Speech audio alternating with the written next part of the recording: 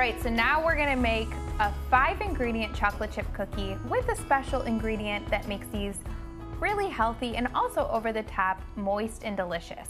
So Emily, I'm gonna have you add to the bowl just some applesauce, eggs, baking powder, salt, and chocolate chips, because of course we need that for chocolate chip cookies. And I'm gonna add the 2 dry ingredients to the bowl. So what I'm gonna add is our special ingredient, and it is 2 1/4 cup of almond flour. Now, what I love about almond flour is that it is truly a powerhouse nutrition flour. So this is not only healthy fats, but it also adds a ton of moisture. So it kind of replaces the need for adding oil or butter in a recipe.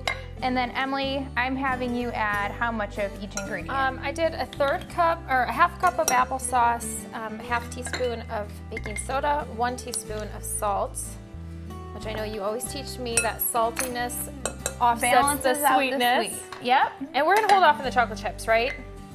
For now? Yep, we Okay. can add those at the end. Okay, Kind of perfect. just stir them in at the And then end. I did 1 egg. All right, and then I'm gonna do 3/4 cup of monk fruit sweetener, but you can do any kind of sweetener you like. Now, what I like to use is monk fruit or stevia because they're both sweeteners that don't impact your blood sugar at all. They're also calorie-free and all natural. When it forms into a dough, just take a cookie scooper and scoop it up, and then you can just pop them out, and that way they're all the same size and they bake up perfectly. I find that a lot of times people think, oh, I'm going on a diet, and I've seen plenty of people say, you know, I'm going on a diet on Monday, and then by Thursday or Friday, they're off the diet. And why is that? It's because they feel deprived. Yes. And so if you tell yourself, I can't have chocolate chip cookies ever again because it's not healthy, well, eventually you're gonna eat a chocolate chip cookie again, and then you'll probably say, oh, well, I've blown it, and then you'll eat 5, maybe the whole pan, right? So instead, when you make a healthy form of chocolate chip cookies, because you see we didn't use any butter, any oil, no sugar in this recipe, just the natural sweetener, and then we used almond flour instead of white flour. So we're still getting our cookie fix here, and chocolate, because everybody needs a little bit of chocolate.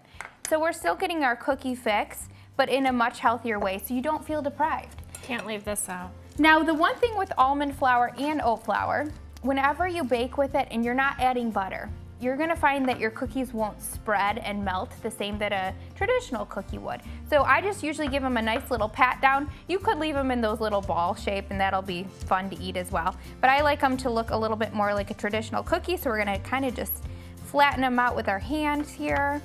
And you can see how simple and easy these are to make, and they are absolutely delicious. These are one of Maddie's favorite cookie recipes. So simple to make, you can make them with a 2-year-old. Let's pop these in the oven, 350 degrees for 20 minutes, and then we'll go check on our spaghetti squash bake, and we'll sit down and have a meal. Sounds good. With no kids.